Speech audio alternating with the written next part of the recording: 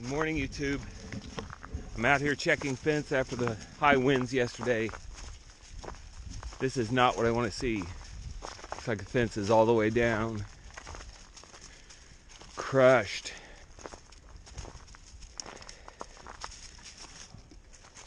Looks like an ash tree blew over. Well, it won't be that bad. See, it's already been repaired here once, so this is not the first time a tree's come down right at this exact spot.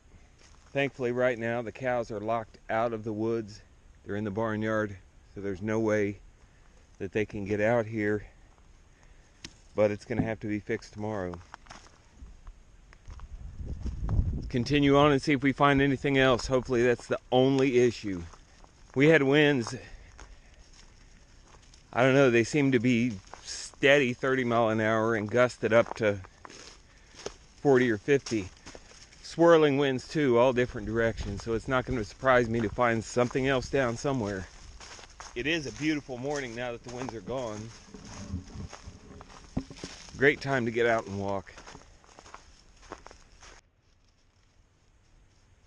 All that looks good, thankfully.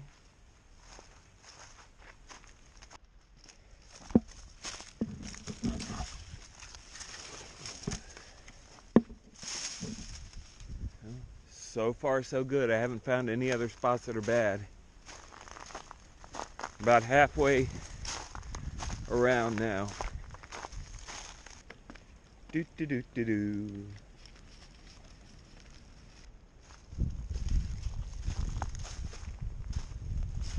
Oh, we found another. See, on the other side it was an ash tree that just pulled out of the ground. Here you can see cracked off about halfway up. This might be a little harder to fix than the other, but I would say we're looking at about a half an hour here as well. Well, that's pretty much it. If I can't fix those two things today because I have to work, but tomorrow morning should be cold again. The ground will be frozen. Be easy for us to pop back here, fix that one on this side, and we'll run over and fix the other one on the other side. Along the way, I'll show you my basic approach for dealing with broken barbed wire. That one over there will be pretty easy. This one here may take a little bit of work. We'll see.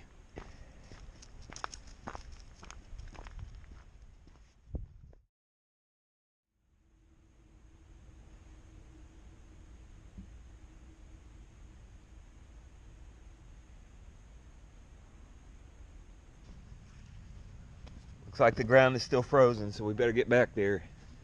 It's actually a pretty long trip to make. I've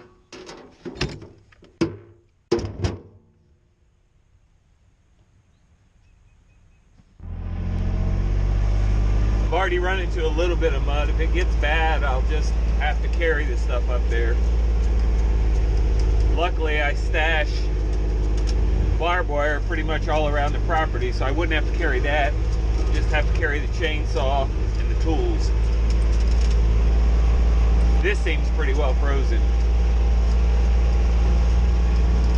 There's one pretty scary hill we have to go up.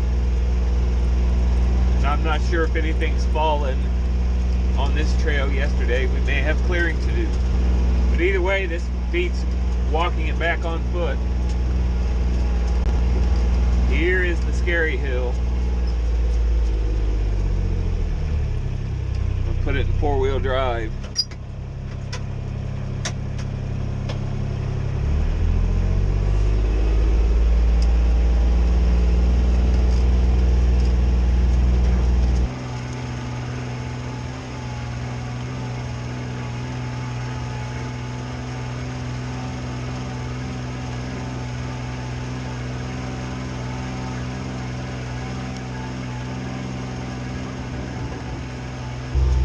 Oh yeah.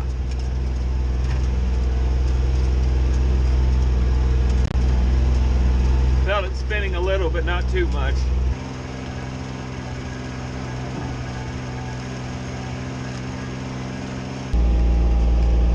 Turkey flock. I've been meaning to cut this up for a while so we can get through here, so I'm going to take a second and do that. I won't cut it all up.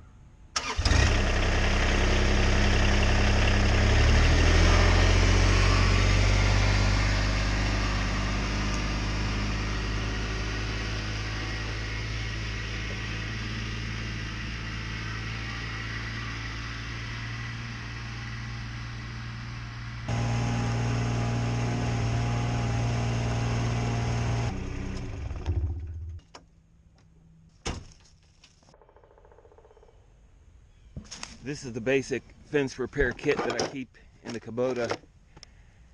It's got basically everything I need to make any repair, except for wire. But like you see here, I stash wire everywhere. That way I don't have to worry about carrying it.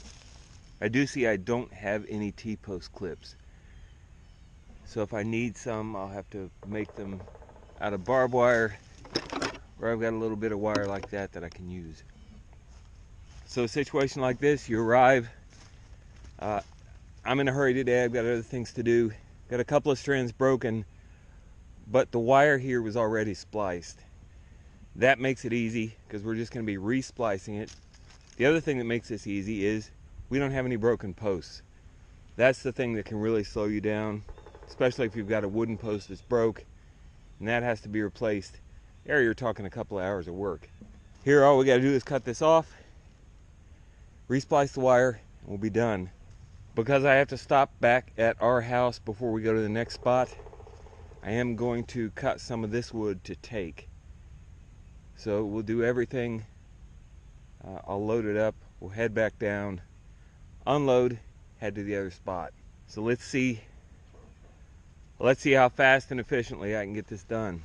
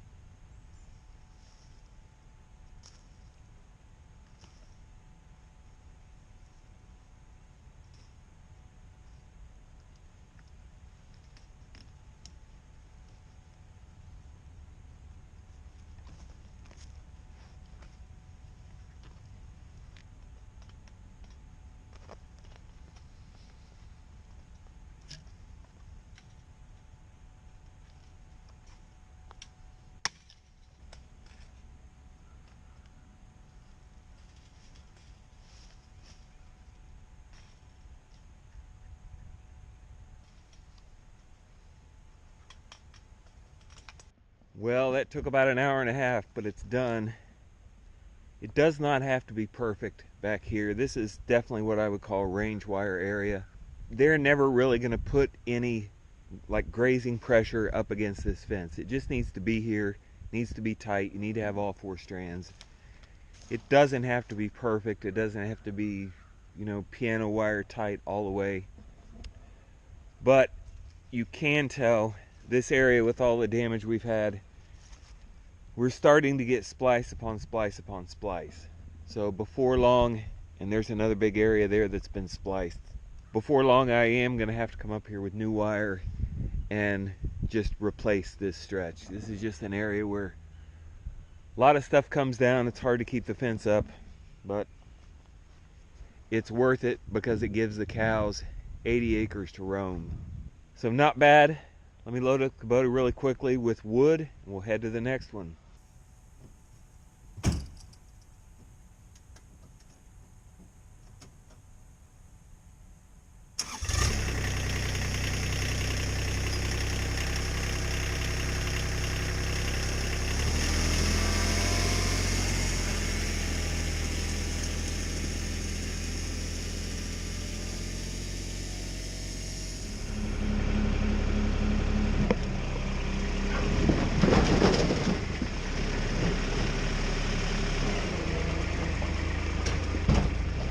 When I get back, I'll put this in there.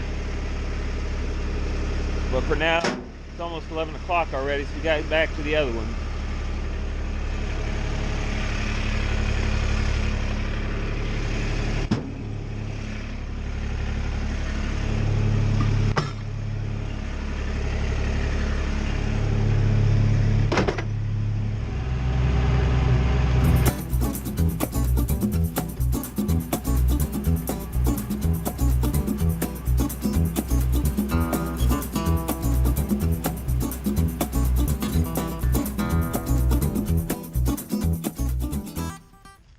Oh, what a good boy you are. Oh, you're always so well behaved.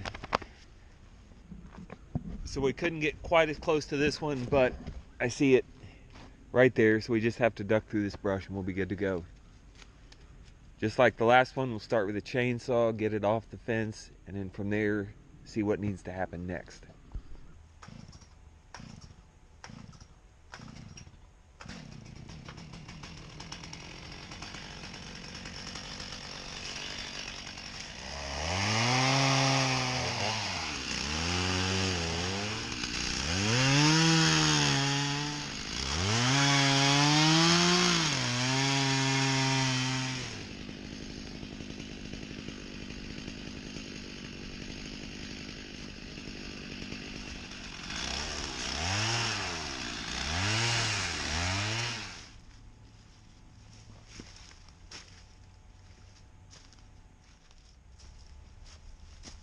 So I think the fix here is pretty easy.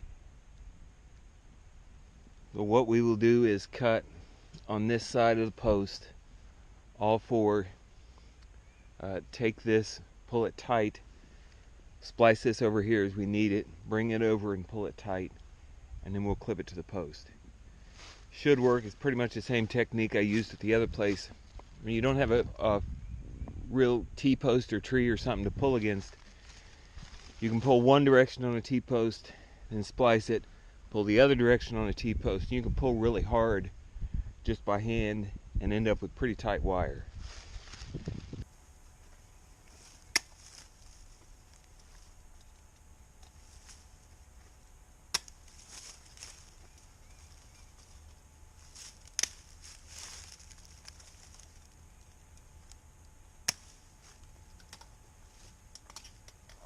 When I'm doing a splice like this, I always do the top strand first because you're going to get the most play in the system in that top strand. So you want to pull everything as tight as you can, get the play out of the system. Then your second, third, and fourth wires, you won't have a problem with anything coming loose as you tighten them up.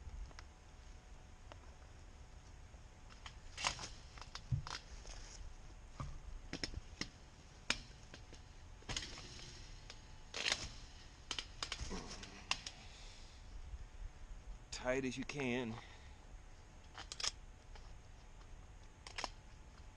Twist it around the wire.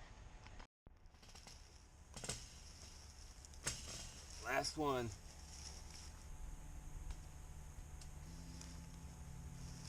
You see, because we have a dip here, I'm not going to pull it as tight as I can at the moment because I have to pull down underneath that other. So we're actually going to leave a little bit of slack in it.